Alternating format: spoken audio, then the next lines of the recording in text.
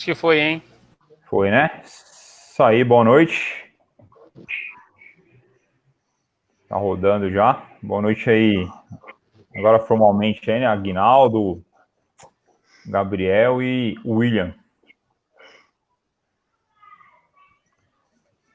Deixa o pessoal dar uma. Deixa o pessoal chegar e tem gente entrando ainda. A gente já faço a apresentação aqui.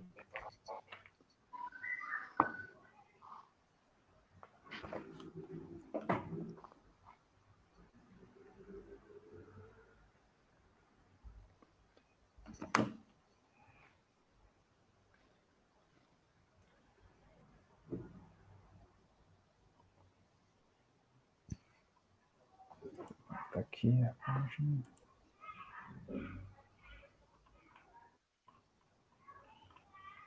Tá rodando já.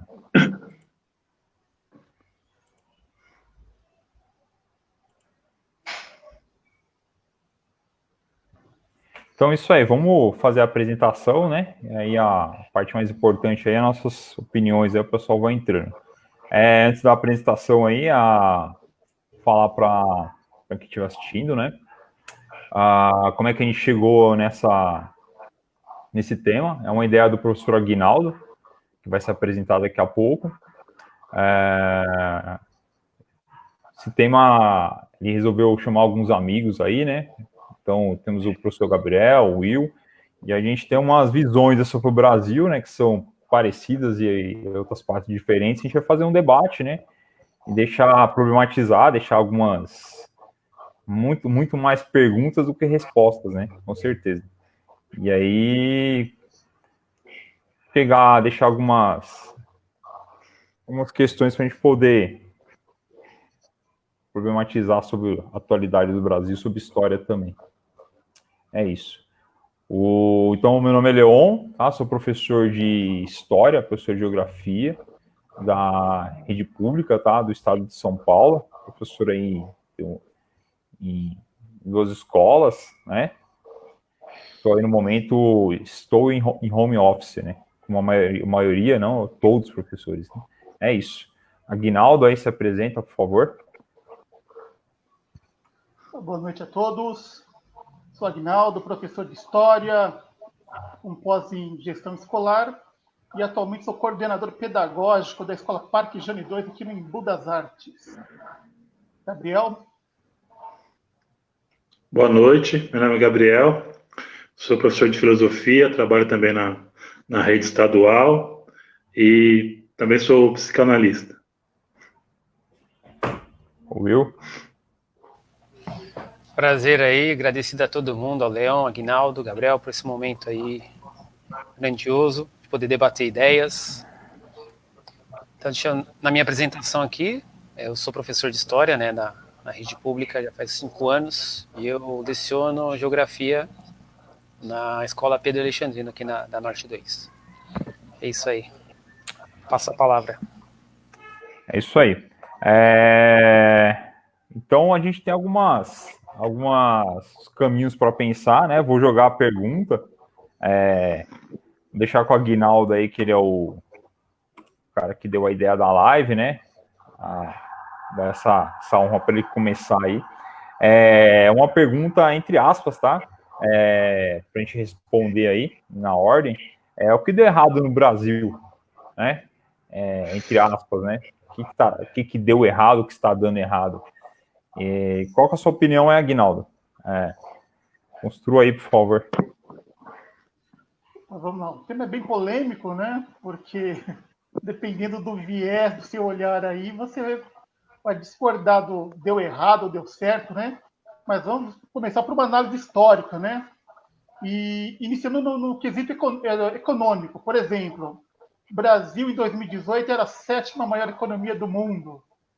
Em 2020, a previsão de ser o 9º ou 10º lugar no quesito economia. E aí vem aquela pergunta, poxa, um país tão rico como o nosso, cadê a nossa parte, né? Que produz uma riqueza enorme, mas que você vê que ainda persiste uma desigualdade social no Brasil. E aí fica aquela pergunta, em que momento não houve essa distribuição dessa riqueza, né?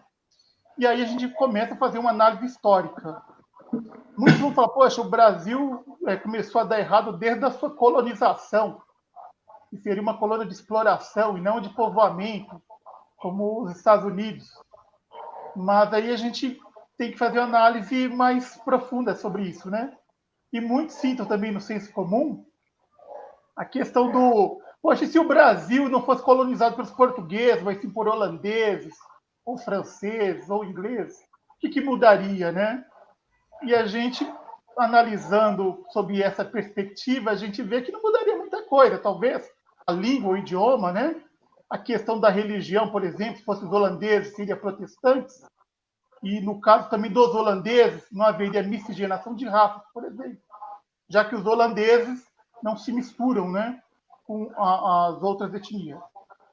Mas se a gente for analisar sobre o aspecto econômico, a gente seria uma colônia de exploração. Se a gente for analisar o contexto da América do Sul, o Suriname foi colonizado pelos holandeses. E o Suriname tem economia muito abaixo da nossa, por exemplo. Assim como a própria Guiana, a chamada Guiana inglesa, é o mesmo aspecto. E a Guiana francesa, que ainda é um estado francês, também não houve todo esse desenvolvimento. Então, o que muda, o que faz um país ser desenvolvido ou não no quesito econômico, não é somente o país que faz a gente ser colônia, né? Mas sim como que é feito essa colonização, né? Aí o pessoal, por que os Estados Unidos, então, se desenvolveu de forma tão rápida? Porque lá houve uma colônia de povoamento, onde não houve tanta exploração, já que os americanos ali, a América do Norte, o clima, a região, era basicamente igual ao da Europa. Então, não tinha muito o que se explorar ali no quesito de produção de riqueza, né? E tanto que a Inglaterra não procurou explorar muito comercialmente aquela região, né? Até porque vivia num clima de guerra constante com a França ali naquele século XVII e XVIII. E aí vem, poxa, mas e o Brasil? Em que momento, então, se poderia dizer que deu errado? Somente a colonização? Sim, a gente pode citar que a colonização, de exploração, prejudicou um pouco a nossa economia. Mas se a gente for pensar, e depois da independência, por que o Brasil não se desenvolveu e não houve essa distribuição de riqueza? É aqui onde é o ponto-chave, na minha opinião, que a gente tem que discutir. Que o que ocorre normalmente quando o país se torna independente é criar-se uma república, onde o povo escolhe seus governantes, e um dos princípios básicos seria acabar com a escravidão. E no Brasil ocorre justamente o contrário, né? Mantém-se ali uma monarquia, mantém-se os grupos dominantes governando junto ali com Dom Pedro I, e o povo não tem nenhuma grande mudança no quesito econômico e social. E dentro da monarquia, já com Dom Pedro II, tem uma lei que eu acho que é a mais cruel do Brasil, que é a Lei de Terra, de 1853, que na lei decreta lá, a partir deste momento, somente poderá ter terras e poder pagar por elas. E aqui elimina qualquer possibilidade do pobre, do ex-escravo, do migrante possuir terras. É aqui onde começa a desigualdade social. Como já deu meu tempo, vou dar uma paradinha por aqui e deixo meus colegas discorrer sobre o fato.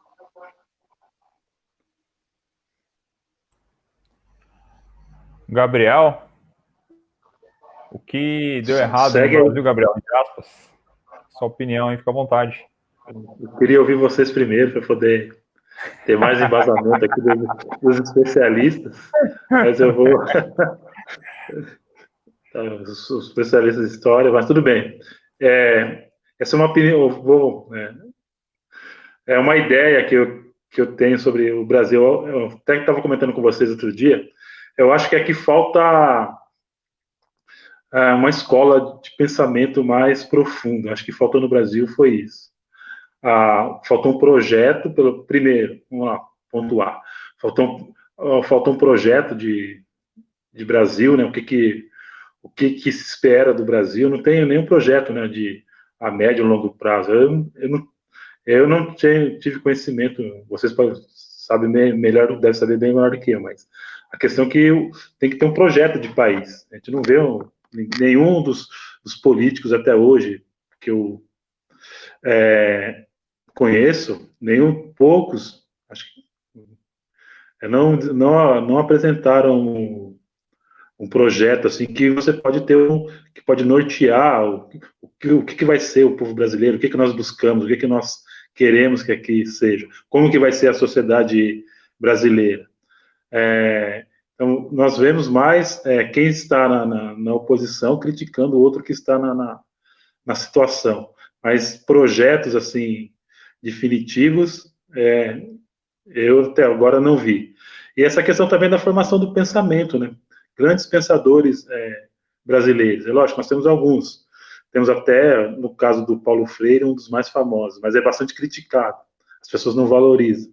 Então, eu acho que também falta muito a valorização do conhecimento. Eu acho que, de forma geral, os brasileiros eles não valorizam o conhecimento. Talvez devido a essa questão, né, de você, como o Agnaldo falou anteriormente, ser uma colônia de exploração, as pessoas, de certa forma, durante todo esse período histórico, os brasileiros eles foram mais condicionados, né, ou educados para poder ganhar dinheiro, ficar rico e não desenvolveu um pensamento, né, de povo, de conjunto, de coletividade. É mais cada um por si, vamos lá, que vai dar certo, fica só no discurso.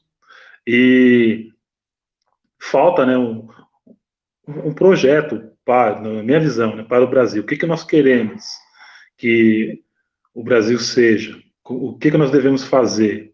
Nós também tem essa questão de esperar muito, né, do governo, que nós não nos organizamos, né, nas bases, nós esperamos tudo que venha de cima, né, tudo aqui parece que deve acontecer de cima para baixo. Nós não temos, né, nenhuma organização de base aqui no Brasil, e é muito difícil você conseguir isso, né, sindicatos, se você já não tem mais, organizações de bairros, hoje já você quase não fala mais, acho que o que falta e o que está dando errado, né, não que deu errado, está dando errado é isso, essa falta de uma maior unidade, um projeto mais coletivo, que estimule, né, os jovens a pensar em um país melhor. Então, eu acho que, a princípio, está faltando isso, e pelo momento eu vou ficar com essas ideias e passo a ideia para vocês aí discutirem.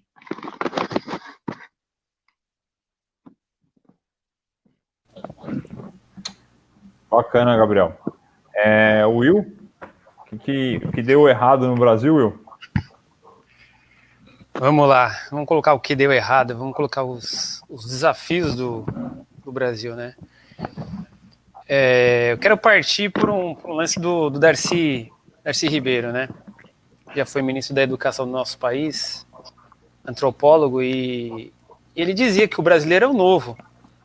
Você pegar 3 etnias diferentes para conviverem com suas contradições é algo totalmente peculiar do Brasil.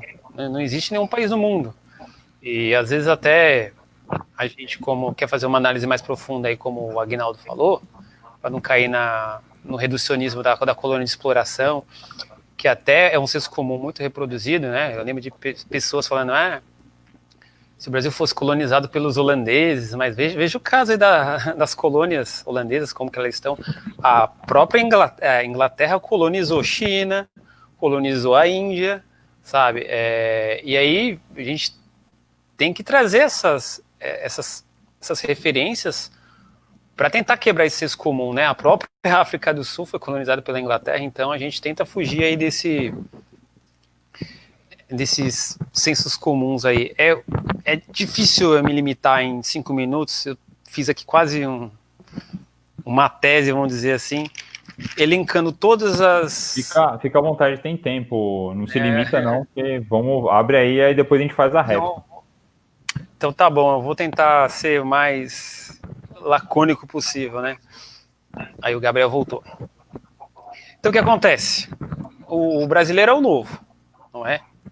E eu penso que o Brasil nunca teve muitas rupturas assim no seu sentido histórico. Tudo é aquela transição segura, fria e lenta, né?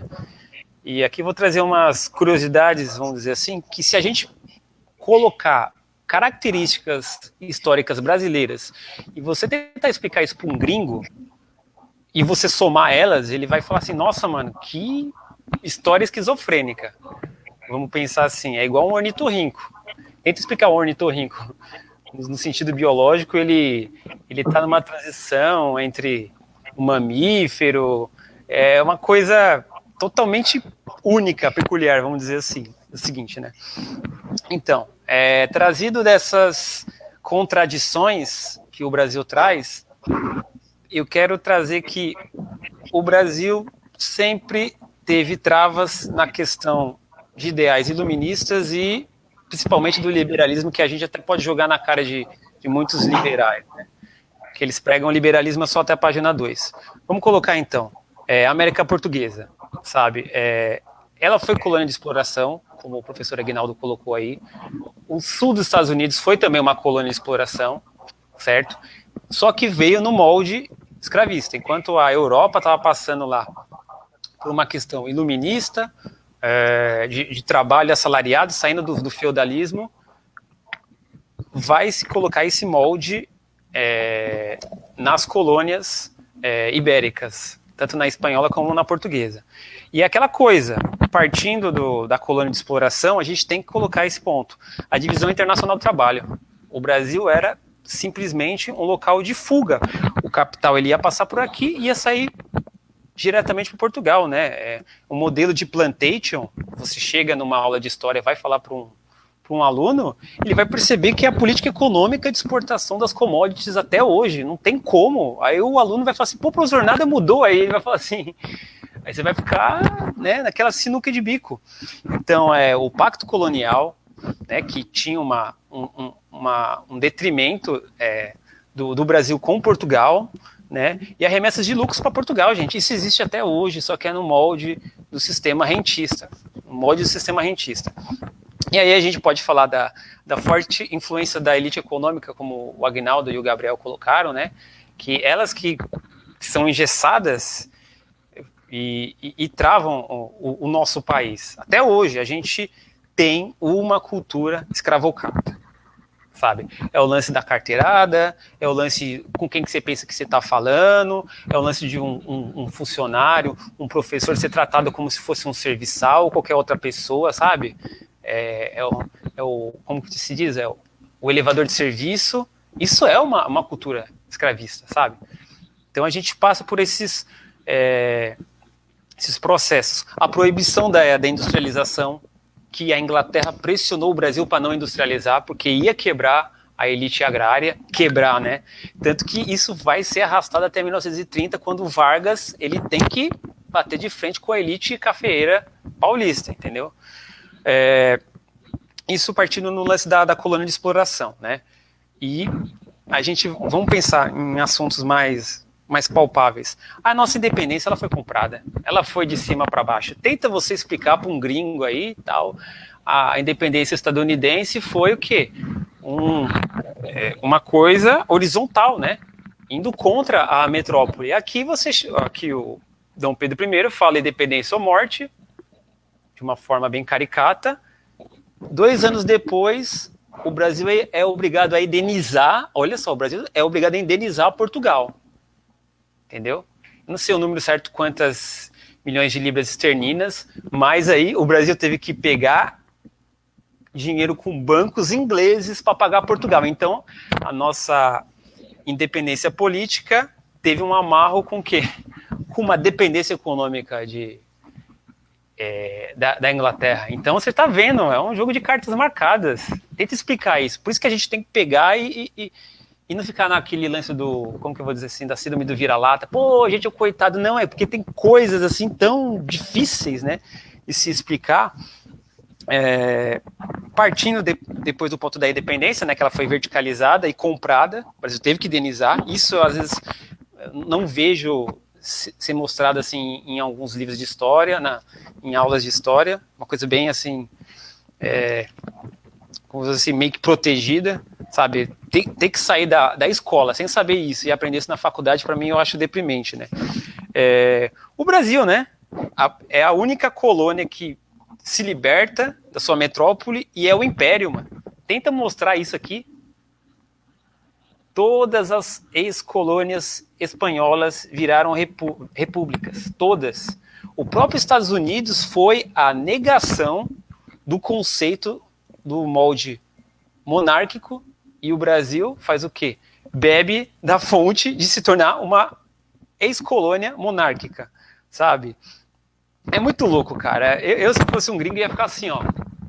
Ou ia achar estranheza, ou ia achar exotismo. Nossa, eu quero aprender mais, né? Quais foram, né, os fatores conjunturais disso tudo. Então, você pensa só. E é um ponto interessante, porque o Brasil, se você for ver a dimensão continental dele, só tem esse molde, porque o Brasil foi monárquico. Se por algum caso o Brasil tornasse uma república, a autonomia das repúblicas iam se fragmentar. Os professores de história aí, acho que pode explicar casos do Simão Bolívar, né? Desculpa, eu vou pecar em nomes aqui. Mas você vai colhendo, elas vão se separando, a autodeterminação dos povos, vamos dizer assim, e o que provocou a proteção, porque só um Estado forte mesmo poderia garantir a proteção das fronteiras. Isso é interessante. É a mesma coisa a gente falar do futebol, né? Os futebols, né? O futebol estadual, ele é uma gênese só brasileira, que ele veio de baixo para cima, tá ligado? É uma coisa muito louca. Só para exaltar aqui o meu tempo, já passei um pouquinho. A extinção da escravatura, né? Ela foi paulatina. Transição, eu até brinco, né? Transição segura, fria e lenta, né? Música do Dead Fish aí, o Leão que me corrija. Lei de Eusébio Queiroz, 1850. Ventre Livre, 1871. Sexagenário, 1885. E a Lei Áurea, 1888. Então, 38 anos para se acabar com a escravidão. É o último país a abolir a escravidão no mundo. E aí tem gente que diz que cota é mimimi, certo? Aceitam o pecado original e negam a dívida histórica, né? Isso sem lembrar as teses de branqueamento populacional com políticas públicas de incentivo à imigração europeia. Explicar que o povo negro, depois de liberto, ele foi marginalizado porque, não, agora vamos fazer uma eugenia na população, vamos dizer assim. Pensa só mais um outro lance, mano.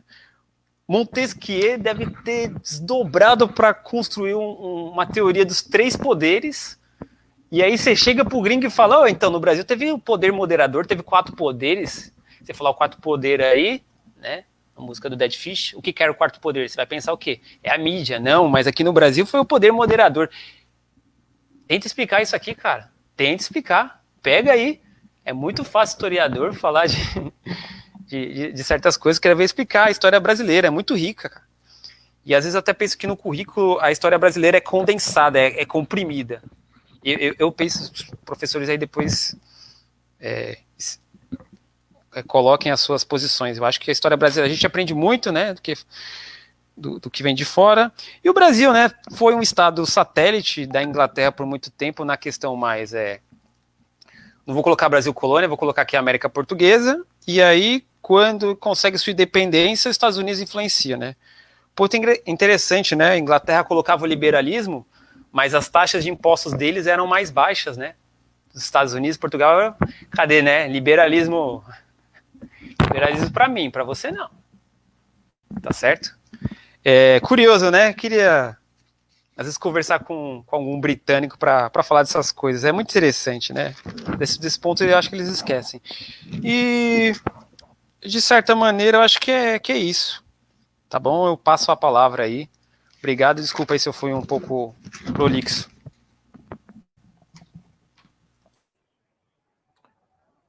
Will, obrigado. Não foi não, tá? Depois como a gente combinou aqui, vamos ter uma réplica aí, né, sobre as falas, né, sobre todas, quem quiser, fica à vontade.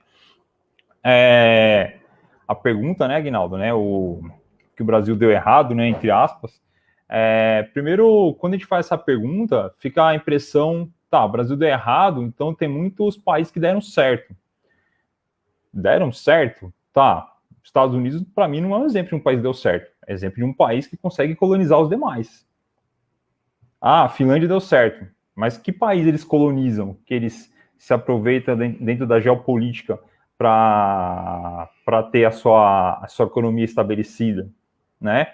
A Noruega, a Dinamarca, né? Que são países aí que é aquele aquele 1% de todos, né? Então, você achar que o mundo deu certo, que está tudo dando certo, o Brasil, só o Brasil está errado, eu acho que é bem complicado. Lógico que a gente tem que pensar no parâmetro de como está o mundo, né? Comparado com os outros países, comparado com a nossa economia, né?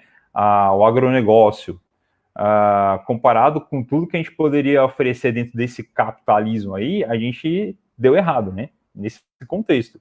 Mas dentro daquilo que seria um mundo que fosse certo, né? Na minha opinião, o mundo não deu certo, né? Não está dando certo. Eu não acho que um cara que está passando fome ali na Paulista e outro cara que passa com um carro de 3 mil, isso é certo. Eu não acho certo aqui o Ceasa jogar tonelada de comida fora todo dia e o pessoal morrendo de fome muito próximo, gerando até prostituição infantil do lado.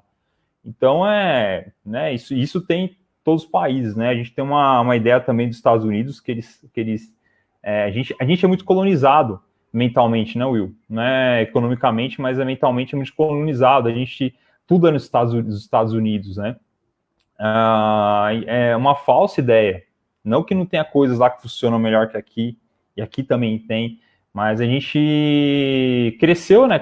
A gente é geração, nós somos, né? Acho que a maioria aí geração Sessão da Tarde, né? Tudo acontece lá, os filmes são lá, a vida é lá, e parece que se eu for para lá minha vida vai ser melhor, e não é bem assim, né? Você tem a maior população carcerária do mundo, você tem um país que gasta 3 trilhões com combate ao narcotráfico, e enquanto o próprio tráfico, eles ganham aí cerca de 1 trilhão por ano. Então, assim, criminalidade que gera renda. Então, assim, a gente tem que tomar um pouco de cuidado, né?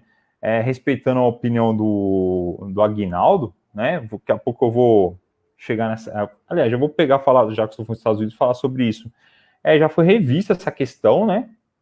A colonização de povoamento, colonização de exploração, as duas são colonizações de exploração, né? Só que as duas têm suas próprias características. Eu não vou aqui dar vários exemplos, mas pegar um exemplo talvez seja o principal. A grande diferença dessa colonização dos Estados Unidos para a nossa é que na colonização deles teve muita influência dos protestantes. Então, esse povoamento, tem a questão geográfica também, né, o próprio local e tal, mas esse povoamento, essa colonização se deu de forma diferente. Então, aquilo que os dois vieram aqui explorar, os dois povoaram, mas a forma que foi construída é diferente de país para país. Tem que analisar, às vezes, até de forma, às vezes não, de forma separada, né? E não já com a ideia preconcebida que eles deram certo. E outra, né? Se você parar para pensar, né? Onde acontece o iluminismo primeiro, né? Nessa negação aí, né?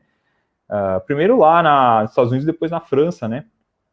E a gente está se construindo com o país, a gente não tem uma ideia formada ainda, né? Por mais que quiseram vender para a gente desde o começo da República.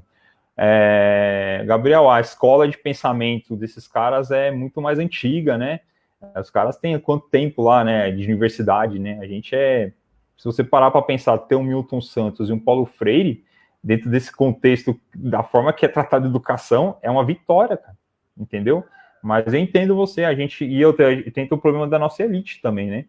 tem uma elite, a gente vê, tá muito mais explícito agora, a gente tem uma elite extremamente, não vou nem usar a palavra fascista, né, essa é a palavra, mas virou clichê, mas é verdade, mas extremamente brutal, assim, né, quantos lugares do mundo você tem esse cara que tem um carro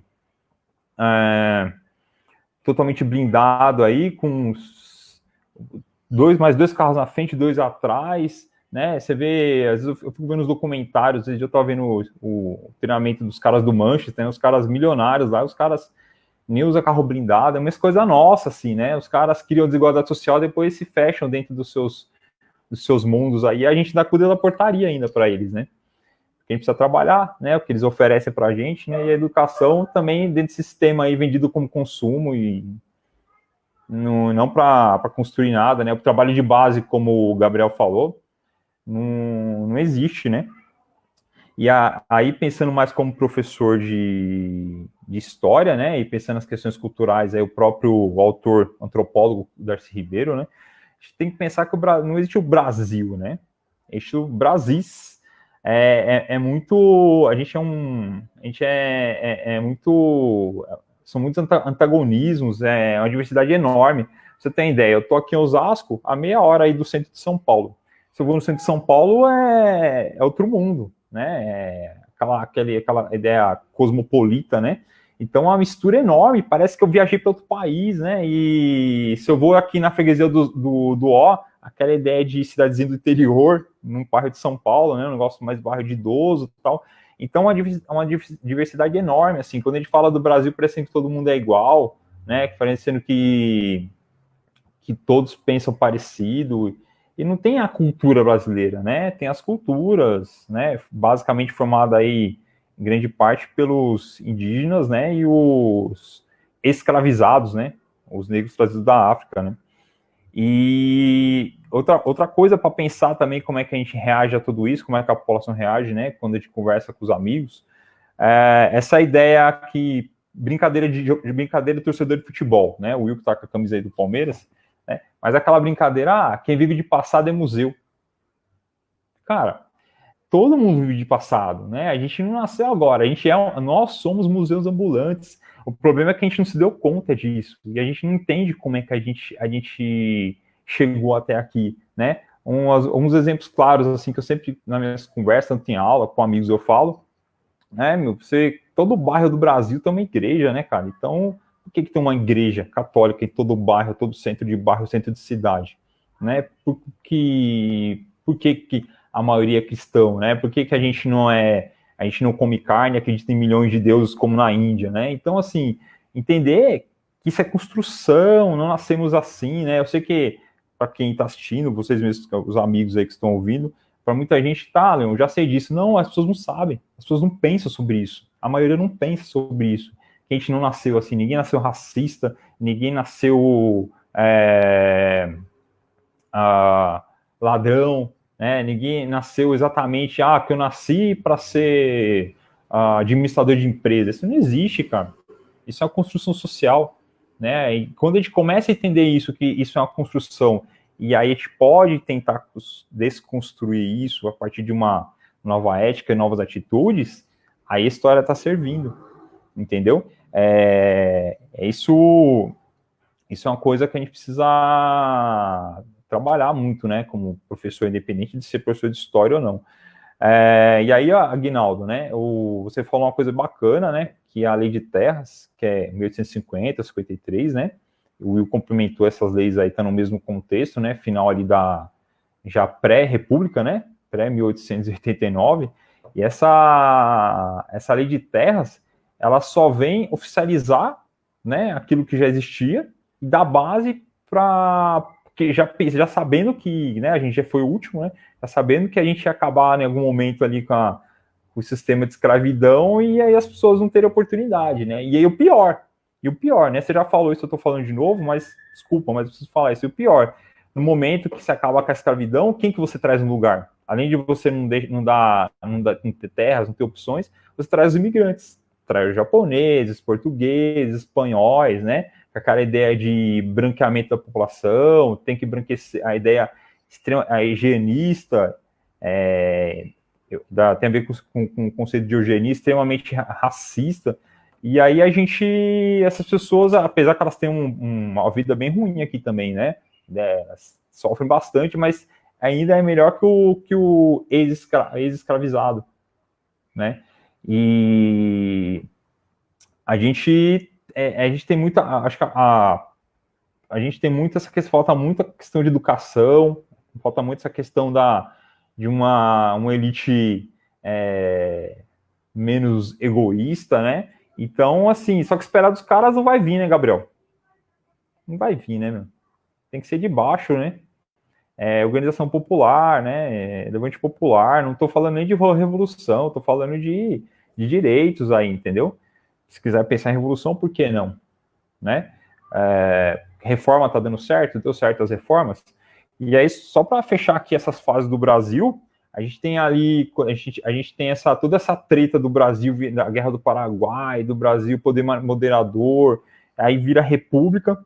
E aí, quando a gente vira república, o que acontece? Em 1930 vem um Estado Novo, uma ditadura. Aí depois tem uma brecha ali no meio disso tudo, de novo, em 64 vem a ditadura militar. Em 85 acaba a ditadura, e aí muita gente, não, agora tá bacana. Muita gente tá pensando que tá bacana agora. Não, a gente tá em guerra. A gente tá em guerra ainda. E tem um sistema aí, uma ideia política sendo colocada em prática, não é liberalismo. Então, assim, é uma ditadura atrás da outra, umas visíveis, outras não. Entendeu? E aí posso até deixar a pergunta para o Gabriel, que é mais a área dele. O que é felicidade dentro disso tudo, né, Gabriel? Acho que ficar dentro da caverna é mais fácil, né? Mas é isso, né? Minha fala sobre a pergunta, no geral, né? Aí vamos passar para a próxima pauta aí. Vou perguntar para quem quiser. Agora eu vou deixar aberto, tá? Aí sem escolher quem quiser, quem achar melhor. A próxima pergunta depois a gente pode passar para as réplicas, tá? Anotem aí, a gente passa. O que a gente pode fazer como educador, né? Como educadores aí, ou mesmo como cidadão, mesmo fora da sala de aula, o que a gente pode fazer, né? Quais são nossas alternativas aí para quem quiser começar?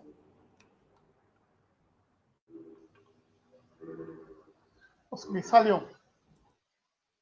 Então, vamos lá. Como educador, o princípio básico de cada país é investimento na educação, né? E pesquisas científicas. A partir daí você produz um povo com educação de qualidade, vai gerar produção de riqueza com produção de tecnologias, daí por diante. Isso pensando na educação. Inclusive, eu tinha até um projeto um tempo atrás aí de disponibilizar 10% aí do PIB para a educação, mas parece que não deu certo. E talvez o uso parte do pré-sal para utilizar para a área da educação, acho que seria um princípio básico. Mas se a gente for pensar também no aspecto econômico, o Leão fez uma crítica aí ao neoliberalismo, e principalmente em tempos de pandemia, como vivemos hoje, nós notamos o quê? Que o neoliberalismo não dá conta dos problemas sociais do nosso país, que, na verdade, precisa de uma intervenção do Estado na economia. E que aí é onde entra o que eu acho mais provável, mais possível de colocar em prática no Brasil, que é o estado de bem-estar social, onde o governo, o Estado, provém para a população princípios básicos, né, para sobreviver, que é uma educação de qualidade, saúde, educação, moradia, que sem essa intervenção do Estado, você vai acabar beneficiando somente o mercado financeiro e, como o Leão comentou, vai só aumentar a desigualdade social. E, inclusive, complementando a fala do Leão, quando ele fala da desigualdade no Brasil e no mundo, que ele cita que os Estados Unidos não pode ser levado como algo que deu certo, eu até vou citar aqui o economista francês Thomas Piketty, que no seu livro O Capital no Século XXI, através de estudo de dados empíricos, ele cita que a desigualdade no mundo ela aumentou. Por mais que você produza riqueza, ela não está sendo dividida, né? Que ele até critica lá um dos economistas americanos, acho que o Kuznets, que o Kuznets diz o quê? Que através da geração de riquezas, lá na frente haverá distribuição do bolo, né? Que a riqueza seria partilhada, mas que, na verdade, com dados empíricos, provou-se que não. E aí, qual que é a solução dada, então, pelo economista Thomas Piketty? Que é o estado de bem-estar social, que não tem jeito. É taxar as grandes fortunas, para depois distribuir em benefícios. Então, eu vejo que a educação é a prioridade do nosso país, e essa distribuição de riqueza também. Que o Thomas Piketty, que o conceito dele deveria ser aplicado no Brasil. E eu queria complementar um pouquinho, o Gabriel citou a questão da construção, talvez, de uma identidade nacional, e aí vem até uma crítica, né, que o pessoal faz, que não houve participação popular na guerra da independência do Brasil, que houve uma guerra, mas uma guerra com pouca participação popular. Inclusive, morreu somente 3 mil, houve somente 3 mil mortes, né? E também, durante o processo de monarquia para a passagem para a república, não houve participação popular. E como o Leão citou aqui, quando a gente pensa que, através de um governo republicano, entraria civis para governar o país, na verdade, entra 2 governos militares. Primeiro com o Marechal Deodoro da Fonseca, depois com o Floriano Peixoto, que é uma contradição, como o William diz, né? Como é que pode? Como é que a visão do estrangeiro poderia ser feita para o nosso país? Poxa, como é que pode? Implanta-se uma república e tem 2 governos militares aí, né? É uma contradição do nosso país. E ainda com um lema completamente ultrapassado, ordem e progresso. Quer dizer, aquela coisa positivista que não se utilizava mais naquele momento em nenhuma parte do mundo, né? E aí cabe para o Gabriel, aí deixa a pergunta, né? Que o Leão citou aí, poxa, vivemos num momento que talvez o mundo não está legal, tem algo de errado aí. E eu sempre converso com o Gabriel citando os filósofos, né? Os pós-modernos aí, se o mundo realmente é essa catástrofe que a gente está vendo, ou tem uma visão até psicanalítica aí, talvez, de mais otimismo. E talvez, se a gente vê aí a questão da pandemia no Brasil, tem o copo meio cheio, meio vazio, né? Dependendo da sua visão aí. Copo cheio, muita gente aí ajudando um ao outro, sendo responsável, né? E aquela outra parte que justamente faz o contrário, né? Sai nas ruas, contamina todo mundo, não está nem com nada, o egoísmo prevalece. Então, vou deixar aí para o Gabriel comentar um pouquinho aí. Tá, vamos pensar sobre essa questão do egoísmo. Eu vou comentar algumas coisas que o Leão falou sobre educação, né? Eu também acredito que o papel fundamental está na educação. Eu acho que, ao invés de a gente ficar procurando soluções mágicas, soluções que vêm do alto, a gente tem que começar a fazer as coisas por baixo, aquilo que, de certa forma, eu vejo muitos professores aí estão fazendo. Então, tentando aí. Essa atitude aqui, já que nós estamos fazendo, já é um caminho. Juntar professores, né, para poder debater a situação do Brasil, a partir da nossa visão, não da visão dos pensadores aí escolhidos pela elite, né, os que já têm os gurus aí da elite, os filósofos que têm espaço nas mídias e eles, né, colocam o que eles acreditam, o que eles pensam, mas da maneira da visão de uma perspectiva de uma outra situação que eles veem. Nós não, nós aqui somos professores da periferia, temos que pensar, né, a realidade da educação a partir dos estudantes que estão na periferia. Como que nós podemos agir a partir do nosso local, né, de aprendizagem também, de fala, para que nós possamos ajudar a molecada aqui da periferia? Como é que nós podemos fazer com que eles se interessem cada vez mais pelo conhecimento, e perceber que através do conhecimento ele pode mudar muita coisa? é que nós temos uma visão, né, dentro dessa cultura da produção e consumo, que até mesmo as bases da educação acabam estimulando isso, né, a produção e consumo. Então, eu acredito que, como educador, a gente pode fazer bastante coisa, a gente tem feito, mas só que é aquela questão, né? Muitos acabam desistindo porque não são reconhecidos. Às vezes nós temos aí excelentes professores, né, no Estado, só que você não vê a valorização desses profissionais.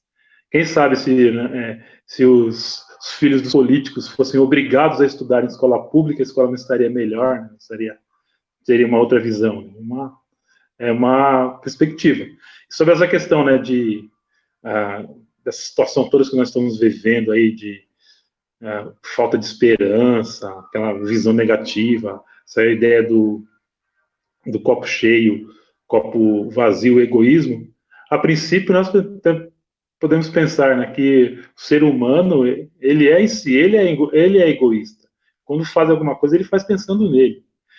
Só que aí tem as formas de concepção. O que é pensar em mim? Muitas vezes, se eu ajudar o outro, ele também vai me ajudar. Se eu agir no sentido de que eu quero o bem para mim, eu também vou querer o bem do outro, porque quanto mais pessoas vivendo bem, a minha vida vai se tornar melhor. Só que aqui é o contrário, né? É a visão de que tudo que tem deve ser para mim. Aí o Leão tinha falado da questão da elite, né, dos pensadores. Só retomar aqui, né, que isso ficou martelando aqui na minha cabeça, lá que ele citou, né, o Paulo Freire e o Milton Santos. É verdade, a elite brasileira não se preocupou em formar ou educar, né, o povo, a maioria das pessoas, não se preocupou em formar escolas de pensadores. Esses dois aí, eles que você citou, Leão, eles se fizeram pelo esforço deles, pela capacidade, pela notoriedade do conhecimento que eles adquiriram, mas dentro de uma situação também difícil, né, da vida deles,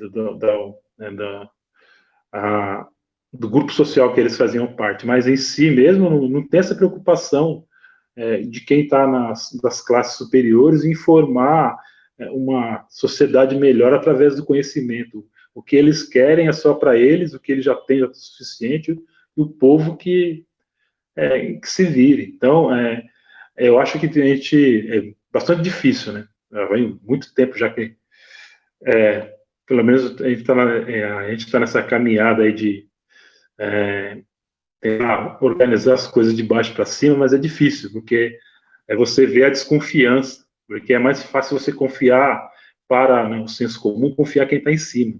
É aquela ideia, isso aqui é bem antigo na história, né? Ninguém confia em quem está na mesma situação que ele, confia no outro, que aparentemente tem aquele ar de vencedor, de superioridade, e as pessoas acreditam que aquele lá tem algo para dar, não confia nos que estão mais próximos dele. Então, acho que o que nós podemos fazer, né, dentro da questão da educação é poder mudar essa mentalidade, né, que é através, né, do nosso do trabalho, do nosso esforço, que nós vamos conseguir, né, um ajudando o outro, não um esforço sozinho, não aquelas ideias de coach, né, que você tem que fazer por você mesmo, seja um vencedor, 10 passos para chegar ao sucesso. Não, nós vamos conseguir melhorar a nossa situação de forma geral a partir de que nós começamos a aprender a trabalhar mais coletivamente, o que é difícil. Até mesmo, né, você vê as ideias, né, que seria, né, teoricamente, né, de união dos povos, né, através, né, das pessoas, através da religião. Não é assim. A religião, ela é uma religião mercantilista, né, da troca, você procura comprar a divindade, espera que a divindade te dê alguma coisa. Então, fica sempre nessa esperança que as coisas venham do alto, e nós ainda não aprendemos a pensar as coisas de baixo para cima, né, como começar a organizar. Então, sobre essa questão, né, só para terminar aqui, de melhorar a sociedade, é quando nós começamos a pensar, a ter consciência, né, que isso vai se tornar melhor quando nós começarmos a ajudar um ao outro. Não importa se eu tenho mais dinheiro que você, ou outro tem menos, mas a gente está todo mundo junto e poderia, né? Pode ser até uma utopia, mas as pessoas poderiam pensar mais do ser humano em si, mais né, coisas que sejam capazes de melhorar a vida de todo mundo junto. Passo aí para vocês.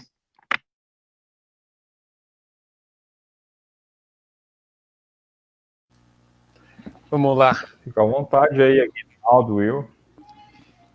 Então aqui compactou com as ideias do Gabriel, da Aguinaldo aí.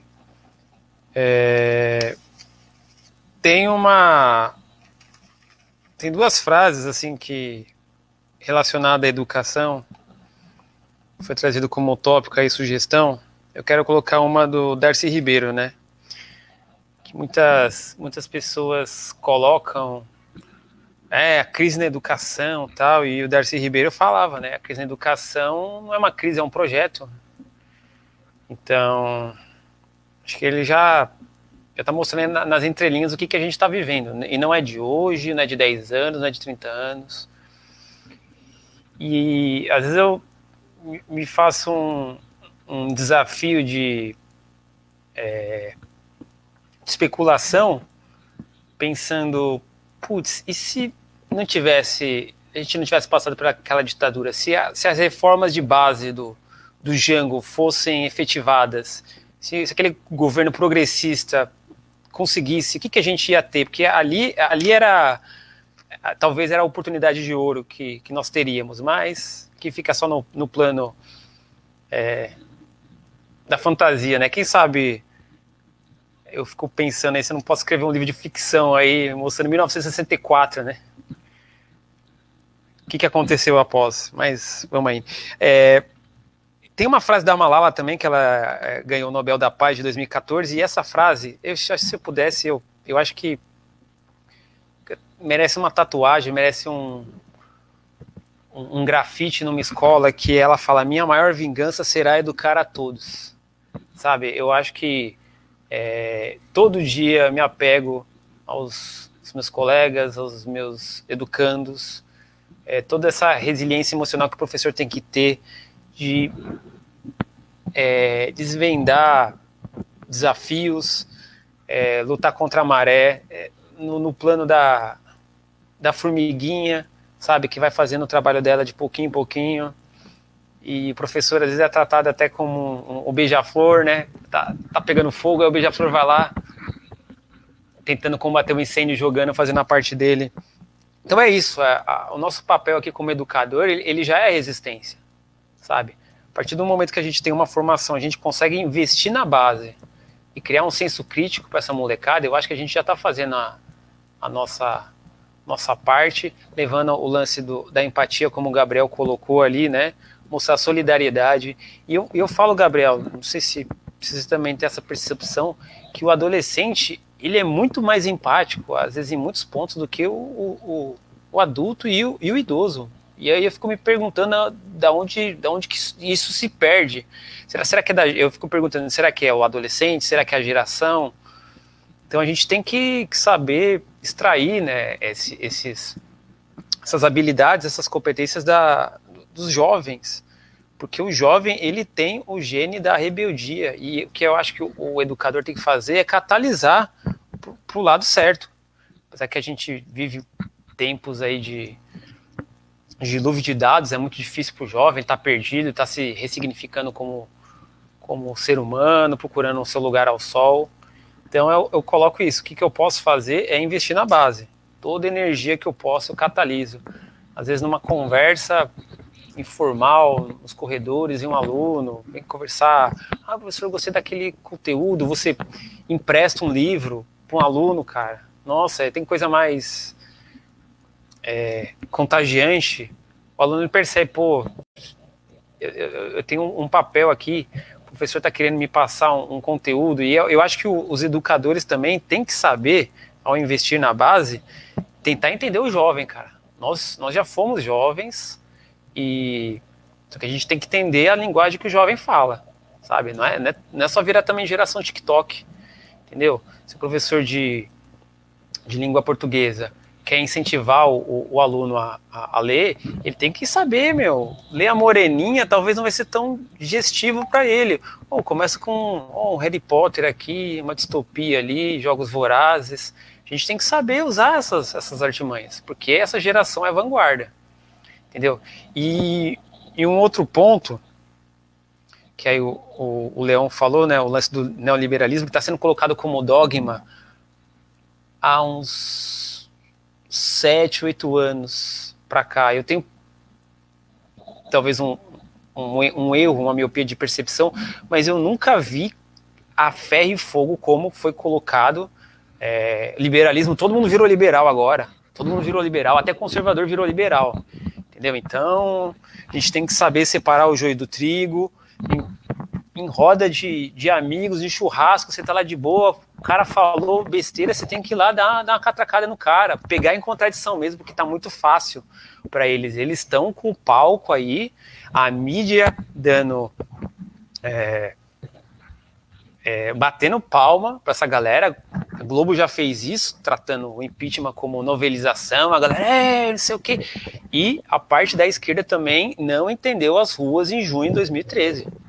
Ali, Primavera Árabe, estourando lá, aqui no Brasil, tal. A gente tem que saber, porque parece, aí eu vou fazer uma autocrítica, que a esquerda parece que virou assunto de descolado. Eu sento aqui, trago os meus amigos de classe média, a gente vai ficar falando aqui de pautas identitárias. Ai, que bonito aqui, eu sou o Che Guevara. Pô, mano, tem que ir na periferia, cara. Você tem que chegar pro cara, conversar, não é também no expor, chamar de fascista, não. Explicar aqui. Eu tive que falar para um aluno meu que nazismo era de direita. Eu tive que falar isso, cara. Aí o aluno, não, professor, nazismo é de esquerda. Aí eu tive que parar uns 15 minutos da aula, a galera não entendeu, muita gente não sabia o que era. Aí eu tive que mostrar, mano, que o Hitler não aboliu a propriedade privada. Eu tive que colocar aquilo ali, o aluno ficou em silêncio. Por quê? Porque eu tenho que entender o que o meu aluno está consumindo ali de mídia. Ele não criou aquilo ali, ele não teve uma base acadêmica, ele não leu aquilo ali de um livro acadêmico. Besterol, por quê? A direita, Steve Bannon, a onda conservadora ocupou, e a molecada aí, ó, às vezes está ouvindo ideias abissais aí, né? O anarcocapitalista falando bonitinho no vídeo de 5 minutos, comprando molecada de 15 anos, às vezes do gamer playboy, até o cara da periferia. Tem um conhecido no Facebook, o moleque acabou de se formar, reproduzindo o discurso anarcocapitalista. Dá vontade de chegar para ele, você leu Mises? Você leu Hayek? Não leu, mas o meme, Leon, você dá risada? Cara, a gente tem que entender a molecada. É difícil pra gente, porque a gente tem que responder à altura.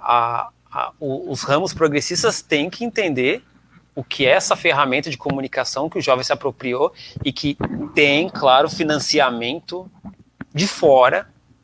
Tem financiamento de fora. Você vai ver aí o presidente nacionalista andando com bandeira aí de um estado aí, né?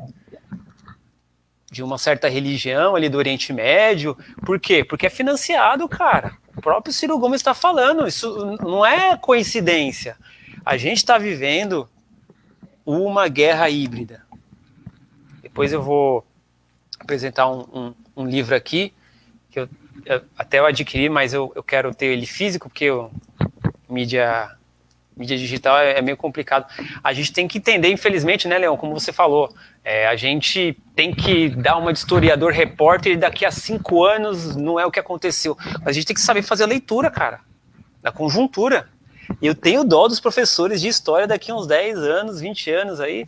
Olha, galera, vamos abrir o livro aí na página 23, nós vamos chegar aqui na era Lula, tal. Professor, e a era Dilma? Não. Aí deixa quieto aí, isso aí a gente passa por... Vamos fazer um projeto que é complicado, é difícil a gente passar por todo esse tempo, e eu peço aí que a gente possa ter um canal de comunicação também, né?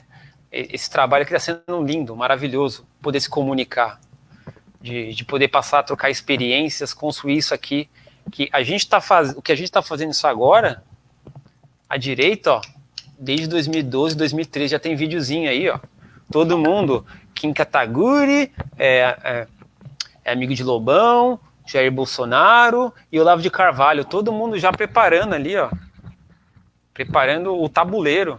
E agora tá todo mundo aí atirando um pro lado, pro outro, se atirando, entendeu? Então é assim que a gente vai compreendendo a realidade, a gente tem que ver nesse ponto de combater esse mito neoliberal, como o Agnaldo falou, é a pá de cal. Só que se a gente não reforçar isso aí, daqui a 10 anos, daqui a 5 anos, vão estar falando, tem que privatizar o SUS, que não sei o quê.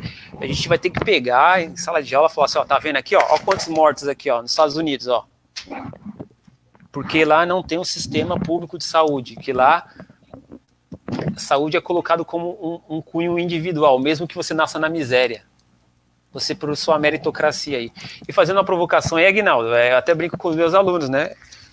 Professor, que pai é? Até brinco, o Canadá é um Estados Unidos que deu certo.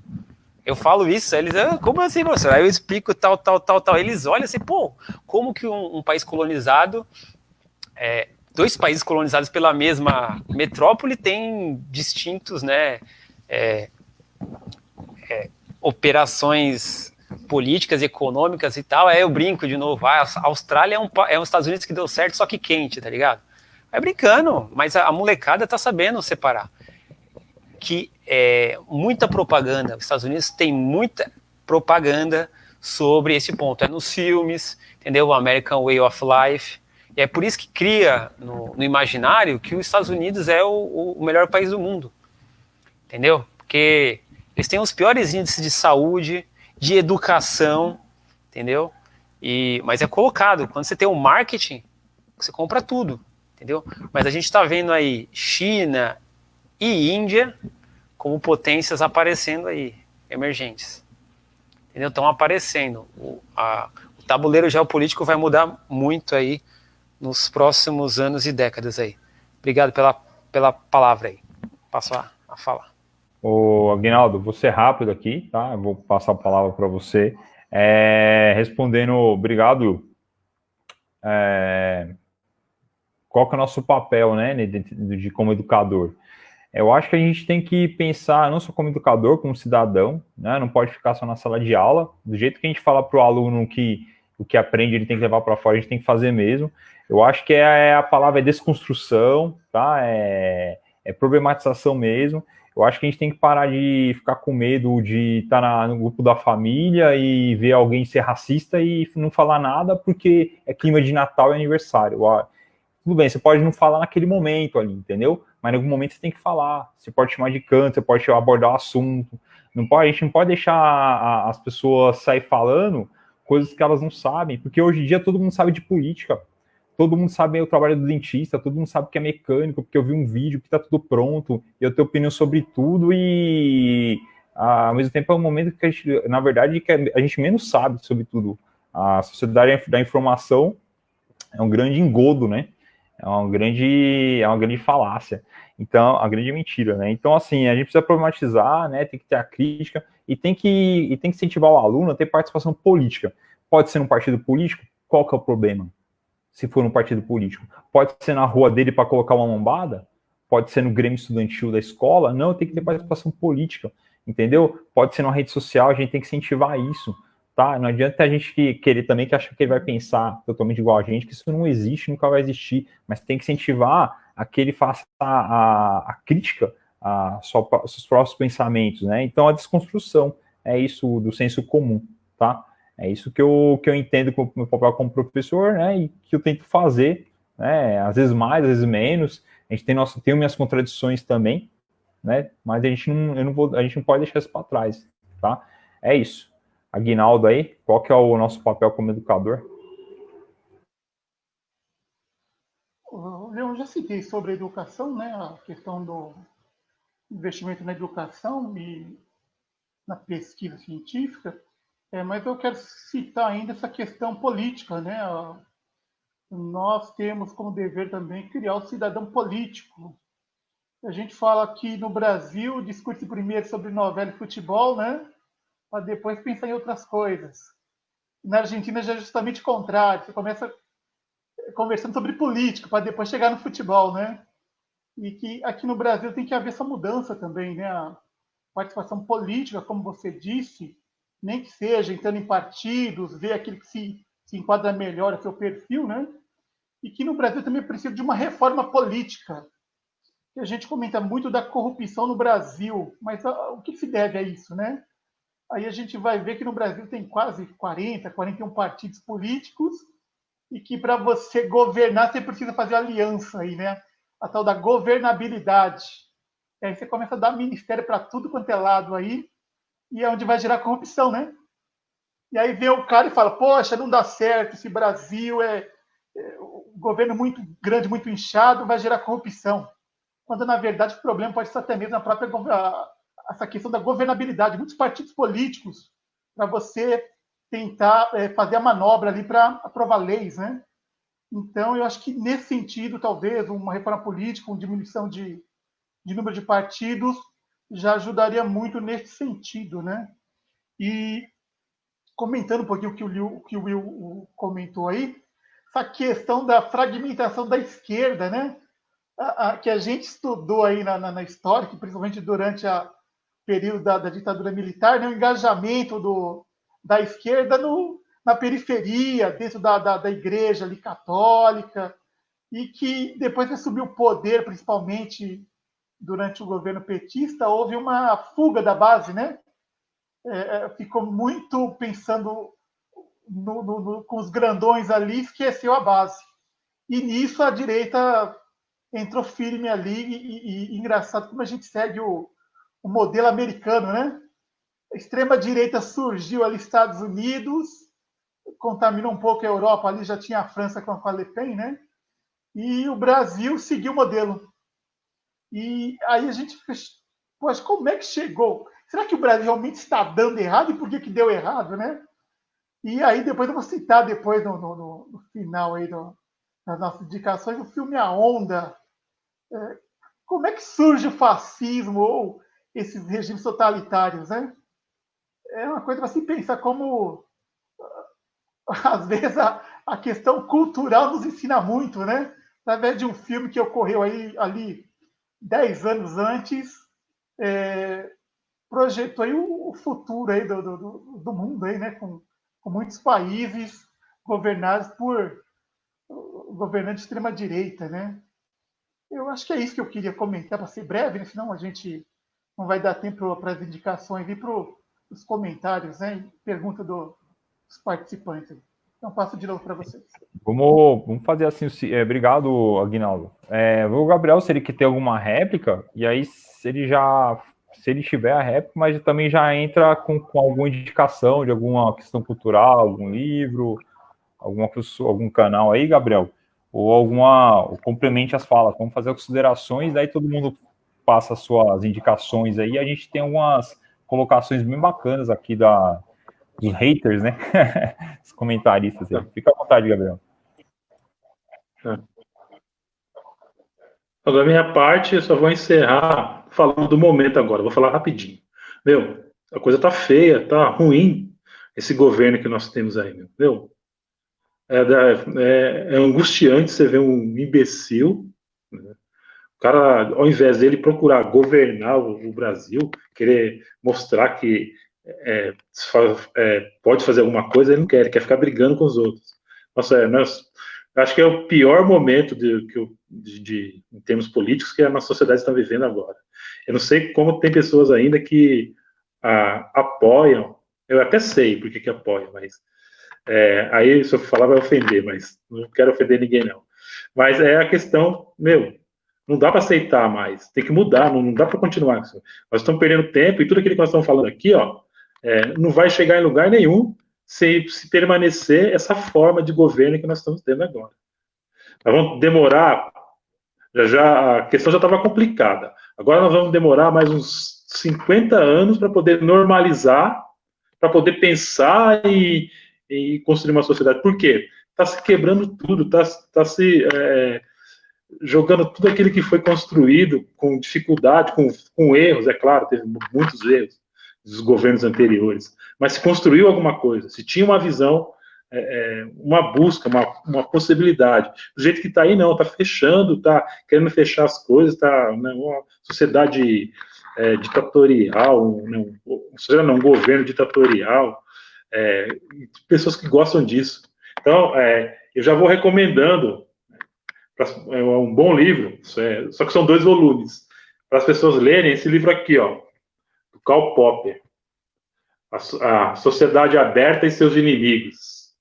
Aqui ele faz uma crítica, no primeiro volume ele faz uma crítica à teoria do Estado de Platão, depois no segundo volume ele faz uma crítica à teoria do Estado do Hegel e do Marx. Então, ele faz uma crítica epistemológica, ele vai apontar as proposições os conceitos que ele vê que cientificamente isso não se realiza, só fica no campo de uma ideia que ele fala metafísica, mas isso se concretizar na realidade é praticamente impossível, por várias questões. Mas ele fala de uma sociedade, ele propõe um modelo de sociedade aberta, onde não seja uma sociedade tão que é um governo totalitário, mas também que não seja um governo liberal demais. Então, seria, de certa forma, o meio termo de uma sociedade que preserva a liberdade dos seus membros, mas não fica tutelando a vida deles o tempo todo. Então, uma dica é essa: Sociedade Aberta e Seus Inimigos, do Karl Popper.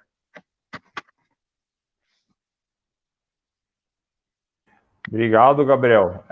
Aguinaldo, suas indicações aí para as pessoas. Você falou do livro, do filme A Onda, né?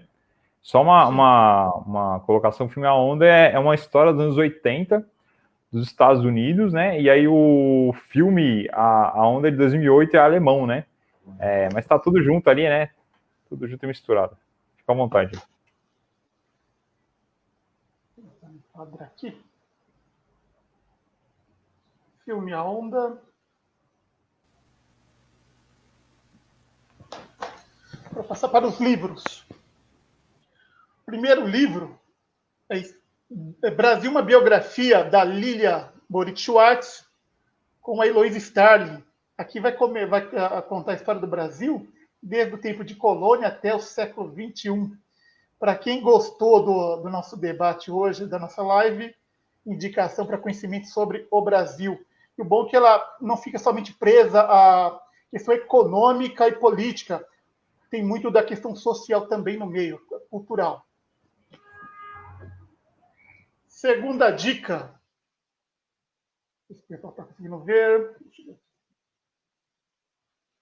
Historiador inglês Martin Gilbert, A História do Século XX. A gente costuma, como historiador, indicar o Era dos Extremos, do Hobsbawm, né? Só que eles fazem a sugestão diferente. Apesar que os dois vão chegar no mesmo senso comum, vai chegar no mesmo final, que vai mostrar que o século XX ele foi sangrento, violento, com várias guerras, desigualdade social. Só chegar e ler, você vai ter uma compreensão do que nós vivemos hoje no século XXI. Outro livro que eu acho essencial para a gente entender, quando a gente fala de neoliberalismo, Uma Breve História da Riqueza, do William Bernstein, que vai citar aqui que o governo não deve intervir na economia e que ele deve propiciar para uma produção de riqueza. Adivinhem vocês, direito à propriedade privada, propriedade intelectual, que o Estado deve dar crédito para as indústrias capitalistas e gerar fonte de energia para que essa indústria forneça riqueza. Então, é uma dica para vocês compreender aqui. Lembrando que no livro não cita nada, se a produção de riqueza foi feita através da escravidão, se houve o imperialismo no século XIX e XX. Então, ficou a dica para vocês aqui de leitura. E para fechar aqui, meu livro de cabeceira, O Capital no século XXI, do Thomas Piketty. Excelente livro sobre economia, que vai dar base para você saber o que é o estado de bem-estar social que a gente tanto prega aqui no Brasil, e que seria uma possibilidade viável para, pelo menos, diminuir a desigualdade social, já que acabar com a desigualdade social acho que é meio utópico, né? Então, essas são minhas dicas para hoje, e desde já agradeço a presença de todos aqui, e que espero que seja a primeira de muitas lives. Tá certo. Você citou esse História da Riqueza, o Gabriel ficou meio ofendido, não entendi por quê, né? Piadas internas, não é momento de conversar sobre isso. Conversa de closet. Então, assim, primeira indicação é o seguinte, eu não ia projetar a tela aqui, mas não precisa, tá? Um canal que eu tô curtindo pra caramba, chama-se Leitura Obriga História, muito bom mesmo, as melhores coisas que já vi nos últimos tempos. A Leitura Obriga História é um canal que também tem uns podcasts, né? História FM, Estação Brasil, Coluna de Hércules, História Noturna. O site da Joel's Ster, tá? Para quem é professor de história, o melhor site tem assim com a sequência didática, fontes históricas, né? Um documentário que eu acabei terminando de ver, até por causa da live, tá? Que tá na Netflix, chama-se Guerras do Brasil.doc. Muito bom, né? Até coloquei um post aí, uma foto e um post hoje, tá? Sobre o documentário. E para finalizar, aquilo que eu acho que é a bíblia do historiador, né? Do professor de história, que é o Dicionário de Conceitos Históricos, né? Que eu acho que o Gabriel conhece, eu sei que o Will provavelmente, mas o Aguinaldo é certeza, quem já conversou muito sobre isso, né, Gabriel? O Aguinaldo. Esse aqui já é meu terceiro, que os outros nem sei onde está mais, lido, relido, e conceitos históricos, o que é colonização, o que é democracia, o que é etnia, o que é raça, o que é evolução, 3 folhas para cada verbete, e para pesquisa, lido e relido, bom pra caramba, assim, e tem PDF, tá? Digita lá, Dicionário de Conceitos Históricos, da editora Contexto, você acha no Google aí, tá? A minha indicação aí é essa, ok? Passa a palavra aí pro Will, e aí depois a gente dá uma lida nos comentários aqui. Muito rico aqui os comentários, hein? As perguntas aqui. Ó, o Pedro Henrique. Difícil essas aí, hein? Ô, Leon, depois eu vou querer esse emprestado, hein? Não vamos alimentar o capital dos livros, não, hein? Por favor, hein? A indústria aí. Você que é um mero... que eu vou dizer assim, admirador da leitura, e aí o Gabriel mostrando o seu monopólio, né, da aristocracia, né, as piadinhas internas aí, desculpa aí. Olha ali, ó, queria eu ter, né, esse império de livros, mas mostra a qualidade que a pessoa tem na sua mente, né, vamos pensar assim. Então, ó, vou fazer uma indicação. Aguinaldo, você falou desse filme A Onda. Cara, é incrível. Eu, com 22 anos, assisti esse filme. Foi em 2008. Foi maravilhoso o filme. E eu pensei assim, caramba, meu, é impossível isso acontecer, né, meu? É apenas um requentado de uma experiência do professor. E aí eu não penso, cara, que 12 anos depois... Cara, parece profético, vamos dizer assim, né? Ó, filme Adeus Lenin, tá? Até um amigo meu, liberaleco, de plantão, quis ironizar o filme aí, e eu acho que ele não entendeu o filme. É igual essa galera que ouve Rage Against the Machine, Pink Floyd, vem falar assim, mas fala de política, pô, meu, então... né? Um HQ, mas também está em formato. Isso aqui é totalmente incendiário. Com certeza eu vou exigir isso aqui dos meus alunos. V de Vingança, tá? Do Alan Moore. Tá certo? Totalmente incendiário. Um livro bem fácil de se ler, bem degustativo, que os donos do poder não querem que você saiba, que é do Eduardo Moreira, tá? Eduardo Moreira foi ex-banqueiro e ele conta todos os meandros que acontecem no mundo financeiro, né? Vide o Lobo de Wall Street e por aí vai. E de indicação de uma série, eu vou colocar aqui a apresentação. Eu não sei se vocês já ouviram falar dessa série da HBO, Watchmen, que passou um tempo atrás, na verdade o ano passado. Eu não assisti nenhuma série o ano passado e eu assisti ela e, por incrível que pareça, casa muito com o que nós estamos falando hoje, não é? Da repercussão. Deixa eu colocar aqui. Watchmen da HBO, vocês estão visualizando aí?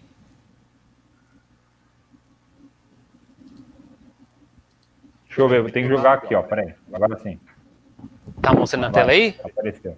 Eu joguei na tela. Então, o Watchmen tem uma representação do que está acontecendo, todas as revoltas de antirracistas no contexto estadunidense, não é?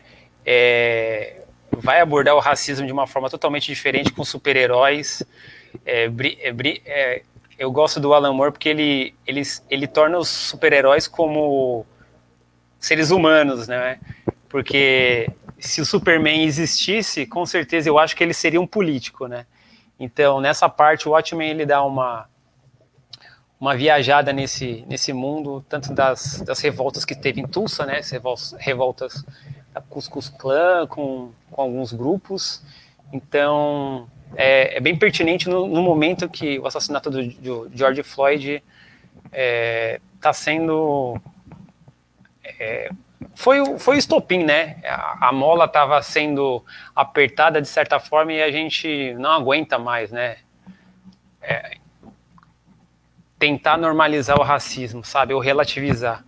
Que a nossa guerra cultural, que nós estamos inseridos, é nesse ponto aí da relativização, do revisionismo histórico, aí como o Pedro Henrique colocou, né? O canal Paralelo está fazendo isso, está querendo reescrever a história.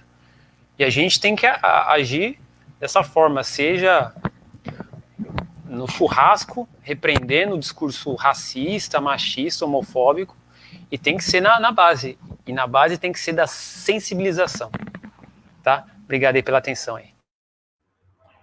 Will, né, lembrei de um grupo que estou ouvindo bastante, né, uma banda, já fica a recomendação, Vespas Mandarinas, né? Tem uma letra que o vocalista fala assim, né?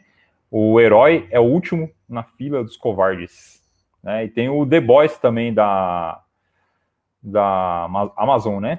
Da Prime Video, vai nessa linha também, né? De quebrar isso, recomendo. Então, Will, já que você olhou aí, né? Faça o comentário, lê os comentários aí, separe alguns aí e abra. Então, é que eu peguei aqui. São tantos comentários aqui, mas o que eu peguei aqui do Pedro Henrique, né? O que os senhores acham do canal Brasil Paralelo como slogan Pátria Educadora? É aquela coisa, eles vão se agarrar num discurso moralista, conservador de extrema direita, populista, de reescrever a história com o ideal do passado nobre, não é? Seja com grupos monarquistas aí, seja pela questão militar, eles vão reescrever a história.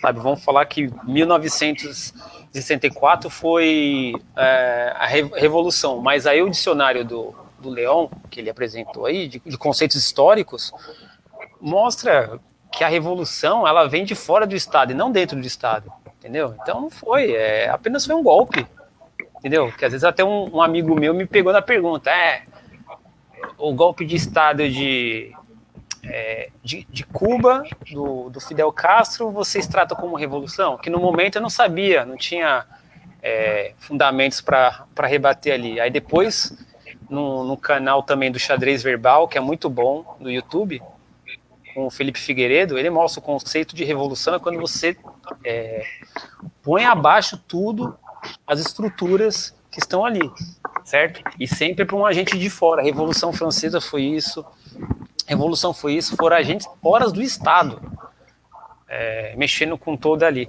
E aí, né, o Pedro, o canal do Brasil Paralelo é essa guerra de narrativas. O Leon Nietzscheano, né, vai beber dessa fonte dizendo que o quê? Que não existem fatos, existem interpretações. Então é aquela coisa. O Leão tá caindo de paraquedas comigo, eu chego e falo, você tá sem paraquedas, aí o Leão vai falar assim, não concordo, tá ligado? A gente tá vivendo isso, cara. Tá vivendo isso. Uma pessoa chegar no Roda Viva, dar palco, o cara falar que os portugueses nunca pisaram na África, é uma questão deles criarem a sua própria narrativa. Se os professores não construírem, não reforçarem a questão histórica, eles vão construir. Então, é nesses movimentos que se faz aí a dinâmica. E um ponto, tá, Gabriel, que você falou, que às vezes a gente entende não, do Bolsonaro, é aquela questão. O Bolsonaro, ele só consegue se manter criando crises. Então, é aquela guerra relâmpago. Ele lança uma coisa aqui, aí a mídia vai rebater, aí ele vai falar, não, eu não falei isso. E ele só consegue manter o núcleo duro de eleitores fazendo essas crises sistemáticas, uma atrás da outra, porque se ele ficar uma semana sem falar nada, o povo vai falar que estão calando ele, vão criar essas teorias da conspiração. Ele se baseia em crises, tá certo? Criar essas crises rusgas, parece aquele vizinho lá que quer ficar criando encrenca com todo mundo, entendeu? Então, é perigoso, né? Coloco a minha fala debruçada aí no comentário da pergunta do Pedro Henrique. Não sei se eu te respondi, tá, Pedro? Se qualquer coisa, comenta aqui embaixo. Aqui. Aguinaldo, quer separar algum comentário? Sua irmã, né, a Simone Anísio, né? Aliás, obrigado para todo mundo aí que está participando, todo mundo que está dialogando com a gente aí, né? Legal mesmo, assim. Bem feliz aí de você estar participando, perdeu um tempo aí com a gente, né? Com essa, de poder colaborar. O Aguinaldo quer separar alguma coisa? O Gabriel, né? Tem o comentário do Alexandre também sobre o socialismo e o capitalismo. O que você acha, Aguinaldo? Vamos para mim, só comentar que o Pedro Henrique foi meu aluno. Nossa, né? E tem esse olhar crítico, né? O nosso aluno, né, Leon? E esperamos que no retorno aí das aulas presenciais a gente abra espaço da escola para um debate amplo aí com a presença de todos eles, né? Tinha um grupo bacana na sala de aula dele. Pergunta aqui da Simone, mais um comentário. Ela disse que viu uma reportagem da UOL esses dias que noticiou que o Brasil é o 7º país com maior desigualdade social no mundo, perdendo apenas para 6 países da África. Ela disse que é bizarro. É isso mesmo, a gente fala, o Brasil tem lá hoje a 9ª, 10ª economia do mundo, mas que, infelizmente, não é essa divisão da riqueza, né? E a gente até mencionou aqui, o Will comentou, mas o Brasil ainda é um país que produz commodities, ou seja, vive da agropecuária e de venda de minérios. Imagine vocês, o nosso potencial, se tivesse uma diversidade maior da nossa economia. Então, nós temos potencial para estar entre as 5 primeiras. E o maior desafio mesmo é a questão dessa divisão, né? Essa partilha dessas riquezas aí, e é só poder ocorrer com as mudanças através da política e da educação, né? Então, fica aqui a dica e obrigado, Simone, pelo comentário. Quer que eu faça Beleza, mais uma pergunta, Leão? Tem essa... Eu não conheço essa... tem a Airan Souza, né? Ela fez uma colocação, né? Tanto o Canadá como o Brasil ganham muito dinheiro, porque o Canadá é um país que deu certo, enquanto o Brasil não para de afundar. O Aguinaldo falou, né? A palavra é de distribuição de renda, né? E o pessoal acha que distribuir renda é algo muito socialista e que é só sair. Distribuir renda lembra o cara que joga dinheiro pela janela do prédio, né? Para os pobres na rua, né? Mas é políticas públicas, né? Como você falou, né, Aguinaldo Piquet, né? Estado de bem-estar social, né?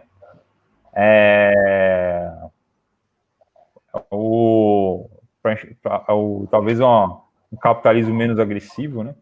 Mas o capitalismo em si está destruindo tudo, né, cara? A gente é que nem eu sempre digo os alunos a geografia, o Will, né? O ser humano é um Pokémon, né, cara? Pokémon. Desculpa, o ser humano não é um Pokémon. O ser humano é um. Como é que é aquele joguinho lá, o Pac-Man, né? A gente está destruindo tudo, né?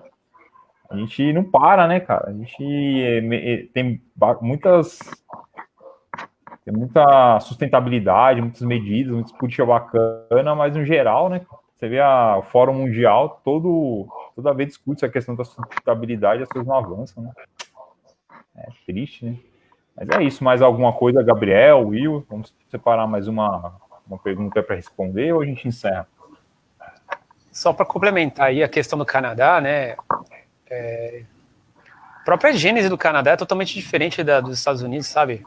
Acho que não teve um viés tão racista assim, que os Estados Unidos teve que fazer, querendo ou não, né, uma guerra civil para acabar com... Lembrando que era 2 capitalismos, né? Um totalmente de exportação, no molde agrário, e o outro industrial, com a mão de obra livre, vamos dizer assim, né? Então, e o Canadá tem as bandeiras identitárias muito fortes, assim, a questão indígena, a questão do estrangeiro. A maioria dos estrangeiros do Canadá são chineses, então muito mais aberto que os Estados Unidos. Claro que tem as suas contradições e tal, e por aí vai. Deixa eu procurar aqui uma pergunta aqui. Certo para quem? Tá certo, né, Alexandre? Essa que é a pergunta, né? Para quem que deu certo? Para 1% da população deu certo. É igual a teoria do sabonete lá.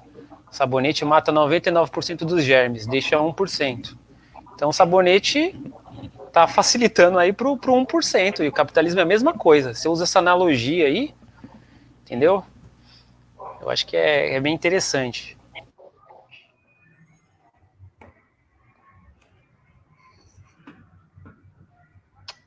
Acho que é isso, né? Gabriel, alguma consideração, Gabriel? Podemos encerrar? Não, por mim nós podemos parar. Se não tiver mais questões aí, tranquilo. Posso só pedir a fala aqui rapidinho? Fica à vontade, fica à vontade. Aqui a pergunta do Raimundo, né? As breves políticas públicas sobre educação, não é a desvalorização de todos os sentidos com os alunos? Então, né, Raimundo, não sei se você pegou a fala lá, né? O Darcy Ribeiro, ele fala que a crise é um projeto. E eu acho que o setor progressista perdeu a passada em 2003, quando chegou no poder. Tinha que ter colocado o Paulo Freire e implementado. Às vezes, se brincar, até o Chile implementou o Paulo Freire e a gente não. E vem querendo colocar teorias, né? Que o Paulo Freire fala que a gente tem que fazer a primeira leitura do mundo depois da palavra. Então eu acho que é aí que pecou. A gente perdeu a passada. É claro que o Brasil tem desafios com a massificação da educação, né? Se a gente for ver, a gente tem uma massificação recente. Se a gente pegar o perfil dos nossos alunos aí, a maioria dos pais tem um ensino médio e superior, algo que impressiona. Porque, se a gente for ver, essa molecada é a segunda geração que teve contato com a escola. Então, é até um suspiro, um ar de esperança. Pensar que em todos esses tempos, assim, e lembrando que 13 milhões de pessoas são analfabetas. Não sabe nem ler o lema conservador, ordem e progresso da bandeira. Entendeu? Não sei, Raimundo, se eu te respondi a pergunta aí, tá?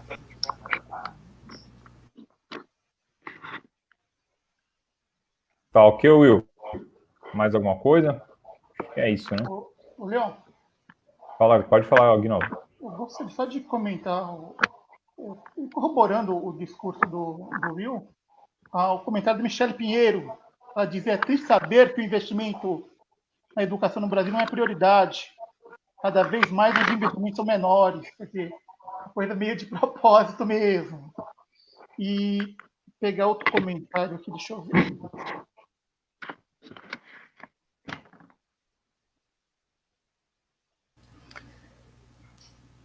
E partindo dessa fala também, né, Aguinaldo? A gente tem que, acho que, construir uma educação que torne os nossos alunos cidadãos, né? Cidadãos, desculpa. E não consumidores, né? Eu acho que é essa passada que eu acho que a gente perdeu nos últimos anos, né? Pensar que eu sou o indivíduo que sou porque sou consumidor de algo, não é? Então a gente não vai construir nada se a gente deixar esse pensamento ecoar na educação, não é? E a própria Michelle depois comenta: a gente vive condicionado no eterno sonho de vida americana. Serve de pauta aí para uma próxima live. E comentar, já que a gente falou da questão dos Estados Unidos, né? Que é estranho que a gente vive um momento onde ocorreu várias manifestações em todo mundo, né? Devido ao acontecido com o George Floyd, né? E que no Brasil isso ocorre o tempo todo, a gente não tem a capacidade de ter essas manifestações tão fortes nas nossas ruas, né? É isso que é estranho.